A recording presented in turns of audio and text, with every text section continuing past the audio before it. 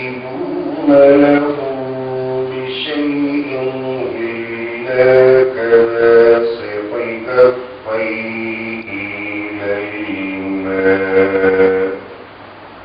إلى الماء ليبلغ فاه وما هو ببالغه وما دعاء الكافرين إلا في ضلال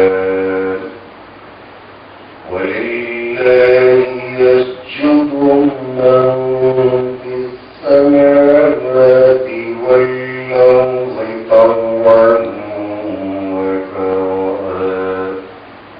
طوعا وكرها وظلالهم بالغدو والآصال صدق الله العظيم.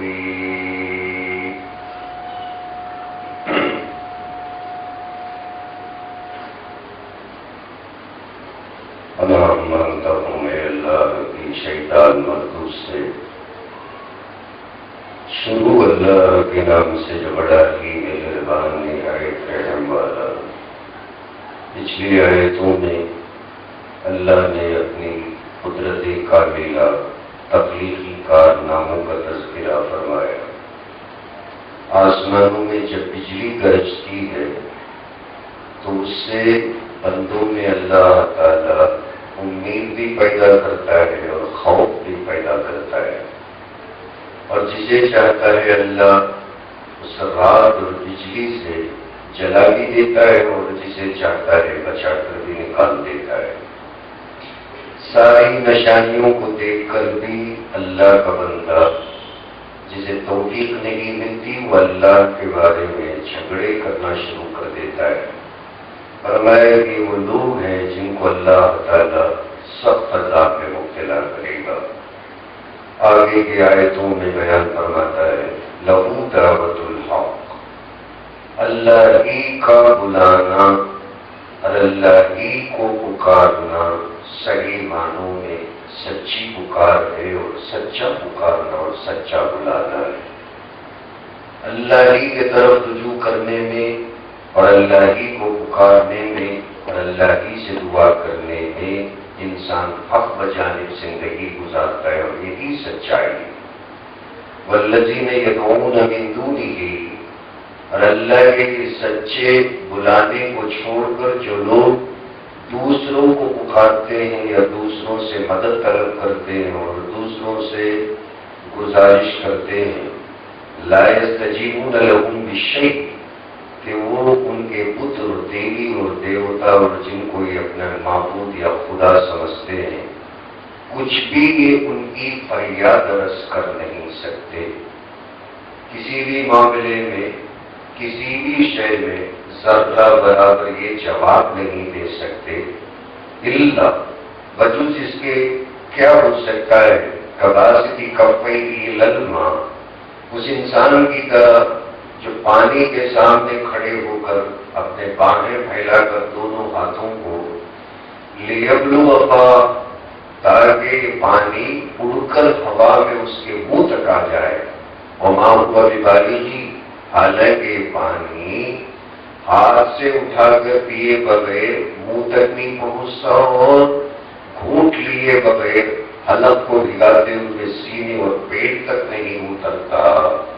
تو یہ پانی کے سامنے کوئی جیسے ہاتھ پھیلا کر کھڑا ہو گیا کہ اڑ کر آ جا، منہ میں پہنچ جا، سینے کو طراوت پہنچاتا ہے.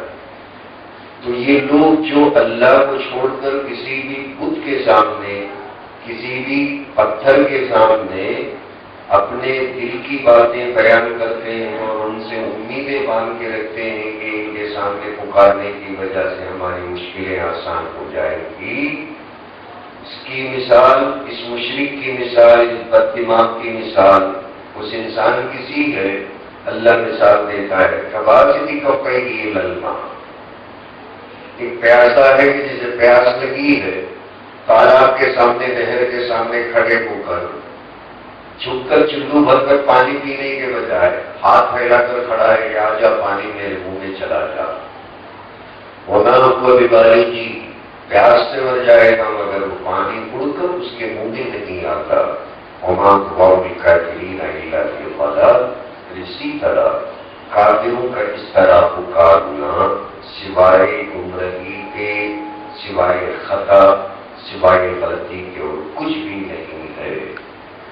جو لوگ اللہ کو چھوڑ کر دوسروں کو پکارتے ہیں، اللہ نے بڑھیا مثال کے اندر یہ سمجھا دیا جیسے پانی کو یہ پتا نہیں چلتا کہ بندہ جو ہاتھ پھیلا کر کھڑا ہے وہ پیاسا ہے.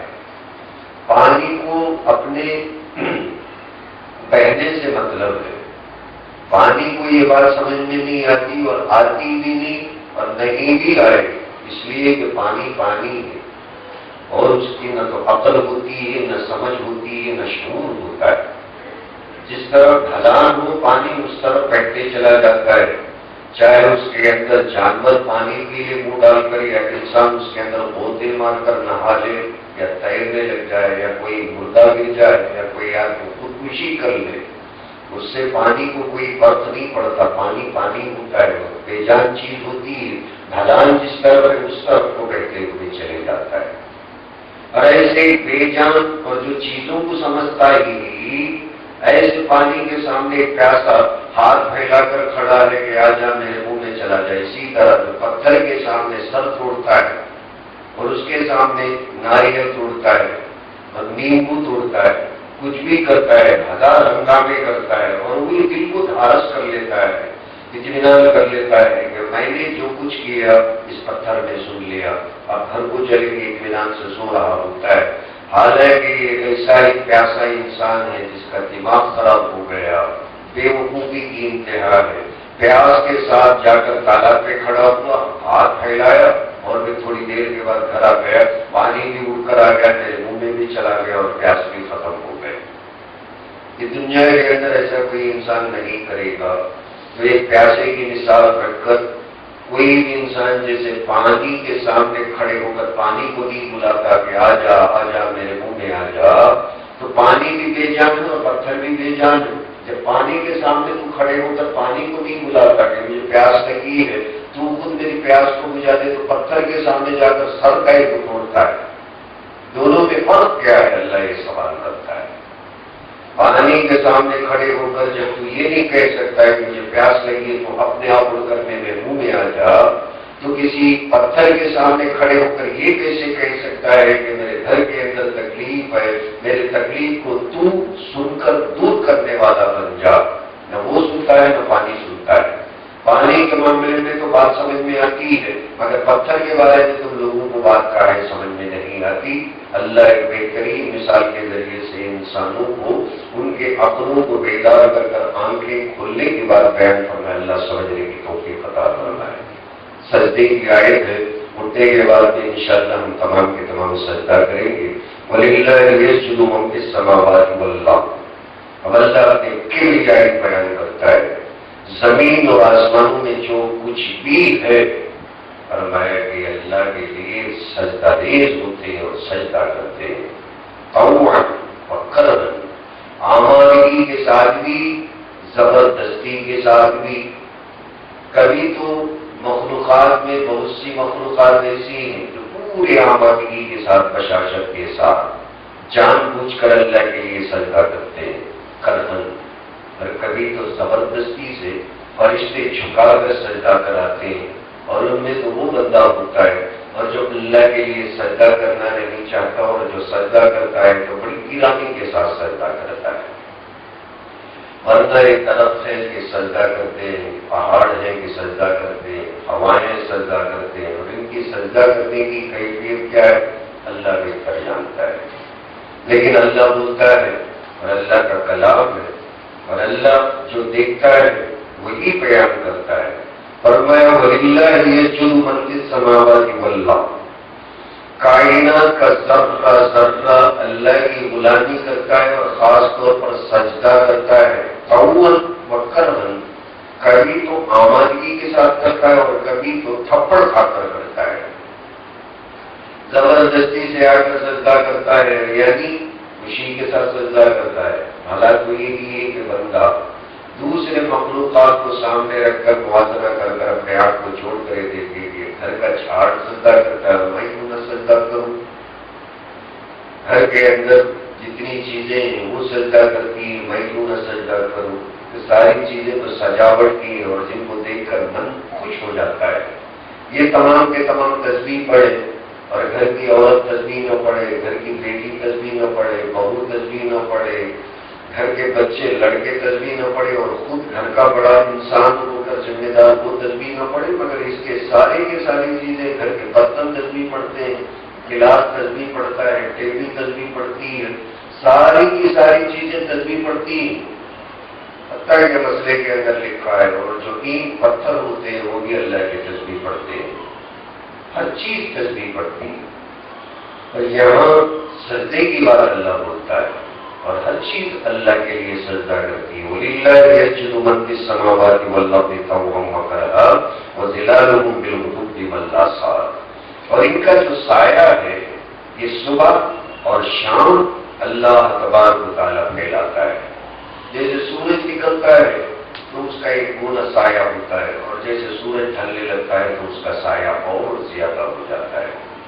تو یہ سائے کی جو بات اللہ یہاں بیان کرتا ہے اور اس لیے بیان کرتا ہے اور اس کے اندر کی حکمت یہی ہے کہ ساری چیزوں کے نظام کو چلانے والا اللہ ہے کہ سورج آسمانوں کے اوپر نکل کر جو تیر کر مشرق کی اور سے نکل کر مغرب میں جا کر جیسے ڈوب جاتا ہے، جس کا نمونہ آنکھوں سے دیکھنے کے لیے زمین پر سائے کا بڑھنا اور گھٹنا آنکھوں سے انسان دیکھتا ہے. اور سر اٹھا کر دیکھیں گے تو آسمان پر سورج بھی، اور جو پہلے پچھم سے نکل کر آہستہ آہستہ بلند ہوتے ہوئے سوالے پہ سر پہ آ گیا اور ڈھلتے ڈھلتے مغرب میں غروب ہو گیا، اس کا اثر زمین پہ بھی نظر آتا ہے سائے کی شکل میں.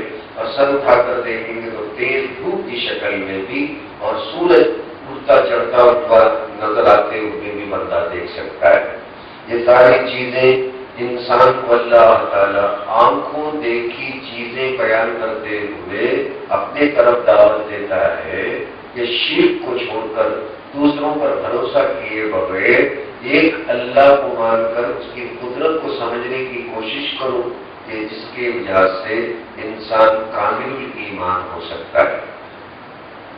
قل اللہ نبی فرمائیے من رب السماوات والارض، آسمانوں اور زمین کو پالنے والا کون ہے؟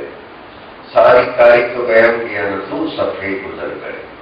شروع آیت سے لے کر اور اس سجدے کی آیت تک اللہ اپنی شان اور اپنی بزرگی بیان کیا. اور ایک سوال فرماتا ہے، سوال کیجئے فرمائیے من رب السماوات والارض، اب یہ زمین اور آسمانوں کا پالنے والا کون ہے؟ قل اللہ، آپ خود فرمائیے اللہ ہے. سوال بھی اللہ کرایا اور جواب خود بھی اللہ دیتا ہے. کوئی بندہ چاہے مانے یا نہ مانے، یعنی اتنی برحق بات ہے اور اتنی سچی اور اٹل بات ہے اور قول فیصل ہے، جس میں کوئی مانے اور کوئی جواب دے. اللہ اس کا منتظر نہیں ہے کہ میرے بارے میں کوئی پہچانتا بھی ہے کہ نہیں پہچانتا ہے. اور جتنا سمجھانا سمجھا دیا. اب ایک سوال کیا، آسمانوں اور زمینوں کا پروردگار کون ہے، پالنے والا کون ہے؟ قل اللہ، آپ خود اعلان کرو، آپ خود بولو کہ اللہ ہے، اللہ کے آسمانوں اور زمینوں کو پالنے والا. قل فرمائیے افاتخذتم من دونه اولیاء لا يملكون لانفسهم نفعا ولا ضرا قل هل يستوي الاعمى والبصير. ارشاد فرمائیے اللہ کے نبی، تم اللہ کو چھوڑ کر جن کو اپنا دوست بناتے ہو، اولیاء بناتے ہو، حمایتی سمجھتے ہو، لا یملکون لانفسهم نفعا، کہ یہ کچھ بھی اختیار نہیں رکھتے اپنے آپ کو فائدہ پہنچانے کا. میں اپنے آپ اپنے لیے کوئی فائدہ نہیں پہنچا سکتا، آپ اپنے آپ کوئی فائدہ نہیں پہنچا سکتے. اور فائدہ پہنچانا اگر اللہ چاہتا ہے تو ہمیں فائدہ پہنچتا ہے، اور اللہ اگر نہیں چاہتا ہے تو کوئی کسی کو فائدہ نہیں پہنچا سکتا. دنیا ہے، دار الاسباب ہے، ہم ایک دوسرے کے محتاج ہیں. ہمدردی جتا سکتے ہیں، ایک دوسرے کی مدد کر سکتے ہیں، اور جس پر ثواب ملے گا، اس پر بھی نبی اکرم صلی اللہ علیہ وسلم نے بڑی فضیلتوں کو بیان فرمایا۔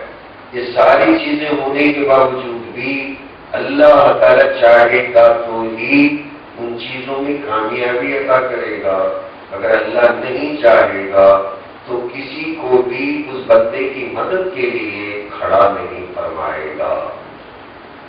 اللہ چاہے گا بندے کی مدد دوسرے بندوں کے ذریعے سے کرا دے گا، اور وہی بندہ یہ سمجھے گا کہ مجھے دوسرے بندوں نے مدد کیا، وہاں سے اللہ تعالیٰ کی قدرت اور اس کی مدد کو نظر انداز کر دے گا۔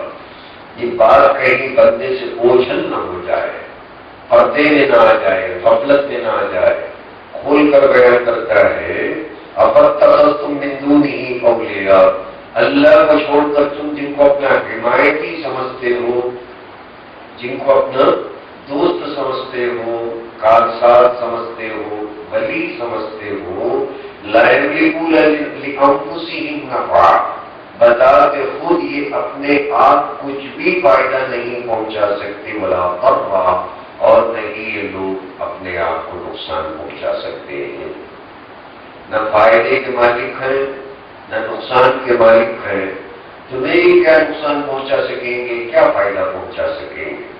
جس ایک آیت کے اوپر اگر مسلمان کا ایمان بن جائے گا نا، تو وہ مسلمان دنیا کے اندر پھر کسی کا محتاج نہیں رہے گا، پھر دنیا میں مسلمان کسی سے ڈرنے والا نہیں ہوگا۔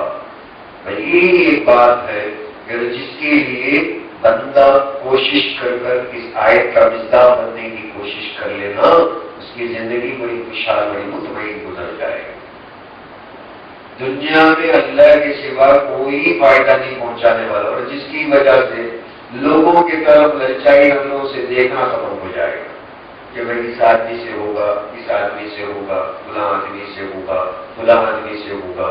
اور یہ جو للچائی نظروں سے، حرص اور لالچ کی نظروں سے دیکھتے دیکھتے بے عزت بن جاتا ہے اور بدنام ہو جاتا ہے اور اس کا غلام بن جاتا ہے، اور اس کی چاپلوسی کرتے کرتے کرتے کرتے النقاب ہو جاتا ہے، اور اس کا ضمیر خود اس کے اندر سے اسے کاٹنے کو لگتا ہے۔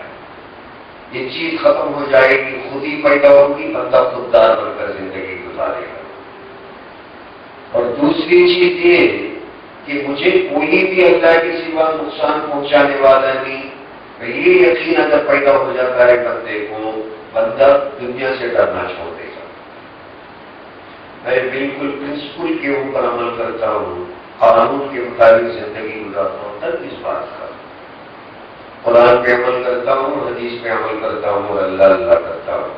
کرتے کرتے کرتے کرتے بندہ دبلا پتلا رہے گا، فقیرانہ لباس میں رہے گا، مگر پھر اس کا اتنا سکون رہے گا کہ اس کے نقصان کے تعلق سے اگر کوئی بات اس کے سامنے آتی ہے تو بھی اس کے چہرے کی مسکراہٹ کوئی بھی دنیا کی تکلیف چھین نہیں سکتی، یا اللہ کا ولی ہوتا ہے۔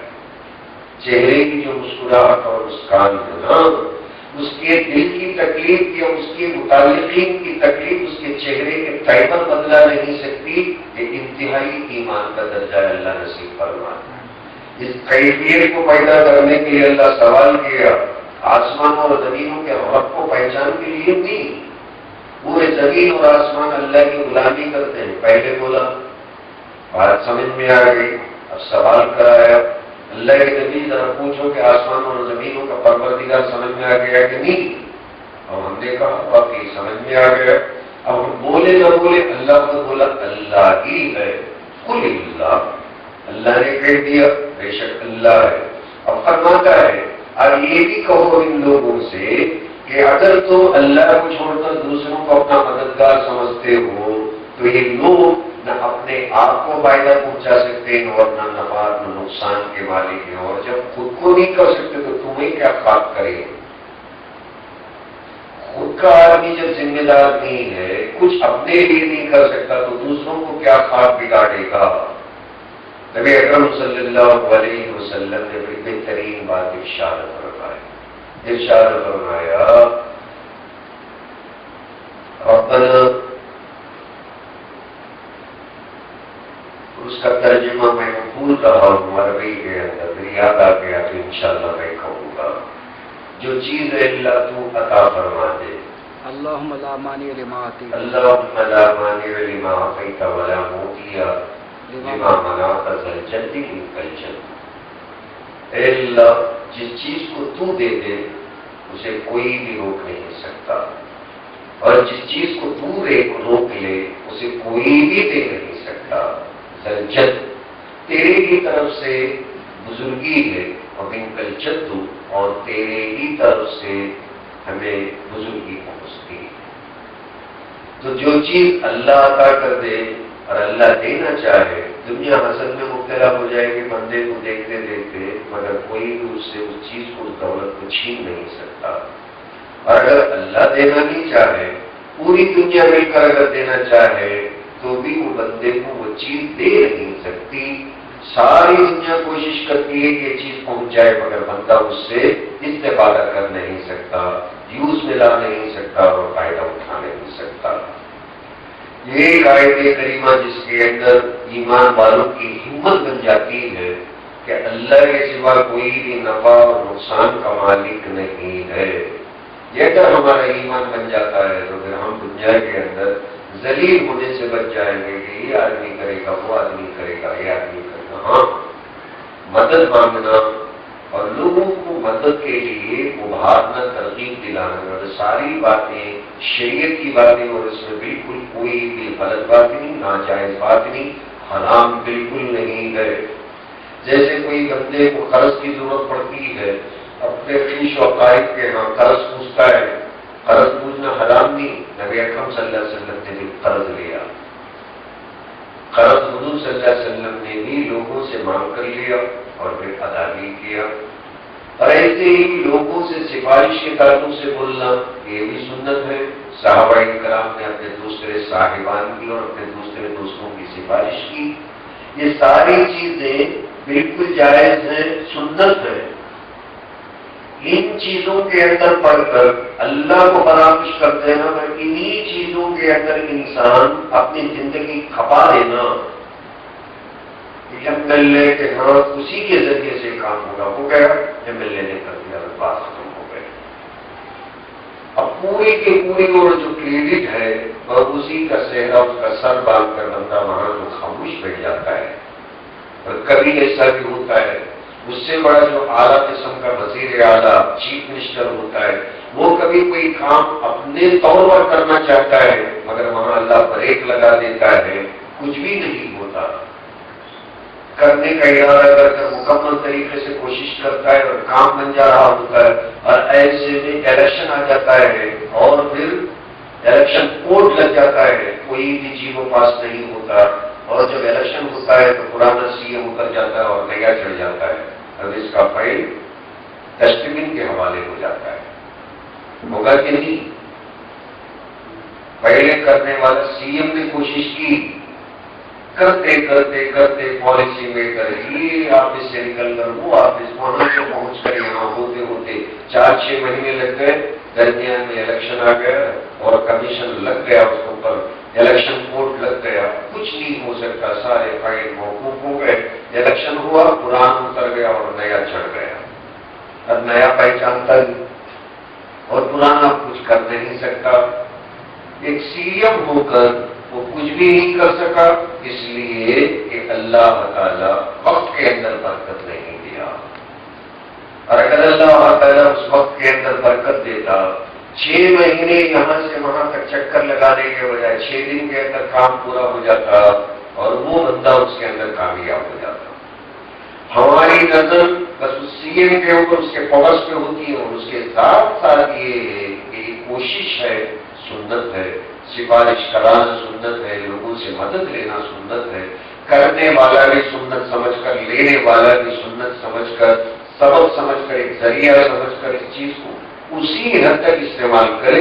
اور اصل میں مسبب الاسباب اللہ کو جب سمجھے گا، مسبب الاسباب سببوں کو کریٹ کرنے والا، سبب جو ہوتا ہے نا دنیا کے اندر اپنے آپ پیدا نہیں ہوتا، اللہ کریٹ کرتا ہے، جس کی وجہ سے آپ کے دل کے اندر قرض دینے کی طلب پیدا ہوتی ہے، ارادہ پیدا ہوتا ہے، پھر آپ مجھے قرض دے دیتے اور میں آپ کا شکریہ ادا کرتا ہوں، اور آپ بڑے محبت کے ساتھ مہلت بھی دیتے ہیں اور پیسہ بھی دیتے ہیں۔ یہ جو قرض دینے کی بات آپ کے من کے اندر پیدا ہوئی، اس کے تعلق سے تو میں نے شکریہ ادا کیا، لیکن یہ جو کریشن ہوا، یہ جو کریٹیوٹی ہوئی، آپ کے من کے اندر جو سبب پیدا ہوا، اسے پیدا کرنے والا اللہ تھا، اور اسی کا نام مسبب الاسباب، اور اسی کو دوسرے الفاظ میں توفیق کہتے ہیں۔ اللہ آپ کو توفیق دیا، آپ نے مجھے پیسہ دیا۔ سبب دنیا میں اپنے آپ پیدا نہیں ہوتا، اللہ پیدا کرتا ہے تو وہ سبب وجود میں آ جاتا ہے، اور کبھی وہ فیور میں ہوتا ہے اور کبھی ان فیور ہو جاتا ہے۔ یہ ساری چیزوں سے انسان اللہ تعالیٰ کی طرف رجوع کر کر مدد مانگتے رہتا ہے، تو اللہ تعالیٰ جس چیز کو دے کر لے لیتا ہے اس کا نعمت البدل عطا فرماتا ہے۔ نبی اکرم صلی اللہ علیہ وسلم نے ارشاد فرمایا، گھر میں اگر کوئی چیز کسی جگہ رکھی ہوئی بندہ بھول کر پریشان بھی ہوتا ہے، انا للہ و انا الیہ راجعون پڑھتا ہے، اللہ اس کا نعمت البدل اسے عطا فرما دیتا ہے۔ چیز کیا حیثیت ہے؟ بندہ پورے جلالت علمی اور جلالت ایمانی کے ساتھ یہ اعلان کرتا ہے، مولا 500 کی نوٹ کہاں رکھی نظر نہیں آ رہی ہے، پریشان ہے، بیوی پریشان، خالجان پریشان، سب پریشان، نظر نہیں آتا ہے، نظر نہیں آتا ہے، نظر نہیں آتا ہے۔ اور ایسے میں بندہ پورے ایمان کے ساتھ اعلان کرتا ہے، 500 کیا چیز ہے، میں خود تیرا ہوں مولا، انا للہ و انا الیہ راجعون، ہم تمام تیرے ہی ہیں، تیرے کی طرف لوٹ کر جانے والے ہیں، دنیا میں مٹی میں آنی جانی۔ فرمایا وہ 500 روپئے انشاءاللہ مل جائے گا، اگر نہیں ملے اور اگر کھو گئے نہیں ملے، کئی بار بک کر لیا تھا مگر گھر کے اندر دور سے یہاں تلاش کرتا ہے، اور جب یاد آئے تلاش کرتا ہے مگر غلط جگہ تلاش کرتا ہے، اللہ اس کا نعمت البدل عطا کرے گا۔ نعمت البدل کا مطلب کمپنسیٹ کرے گا، 500 کی جگہ اللہ تعالیٰ دوسرے ذریعے سے 1000 روپئے کا فائدہ پہنچا دے گا۔ کریے اللہ کا وعدہ کئی مرتبہ ہم سن چکے ہیں، جو بندہ اللہ کے لیے کچھ بھی کرتا ہے، اللہ یہ بولتا ہے کہ میں اس کے اپنے اس عمل کو ضائع نہیں کرتا، نیکی کرنے والے کے اجر کو میں ضائع نہیں کرتا۔ ان اللہ لا یضیع من اجر احسن عملا، اور جتنی باتیں اب تک ہم پڑھ چکے ہیں، کئی مرتبہ آیت ہمارے سامنے آ چکی، نیکی کرنے والے کے بدلے کو اللہ ضائع نہیں کرتا، بیکار نہیں کرتا، فضول میں جانے نہیں دیتا۔ تو کوئی بھی انسان کسی کو نہ تو بازار میں خود فائدہ پہنچا سکتا ہے اور نہ نقصان پہنچا سکتا ہے، ہر ایک چیز کے فائدے اور نقصان کا مالک اللہ ہے۔ تو اللہ کے ذات پہ بھروسہ رکھ کر ہم ایک دوسرے کی مدد کرتے جائیں گے تو مدد کرنے والے کو بھی اللہ ثواب دے گا، اور جو یہ سوچ کر مدد لیتا ہے، اللہ تعالیٰ پہ بھروسہ رکھتا ہے، اللہ اس کی محتاجی پہ بھی رحم کرتا ہے، اور اللہ تعالیٰ اسے بھی ثواب عطا فرماتا ہے۔ اللہ ہم تمام لوگوں کی حفاظت فرمائے، اللہ جس پیار محبت سے اپنا تعارف کراتا ہے، اور اللہ جس پیار محبت سے بندوں کو اپنے قریب بلاتا ہے، وہ سارا پیار اور محبت اللہ ہمارے دلوں کے اندر اتار دے، اور ہمیں اللہ والے بن کر جینے کی توفیق عطا فرمائے۔ سبحان اللہ و بحمدہ، سبحانک اللہم و بحمدک، ونشہد ان لا الہ الا انت، ونستغفرک ونتوب الیک۔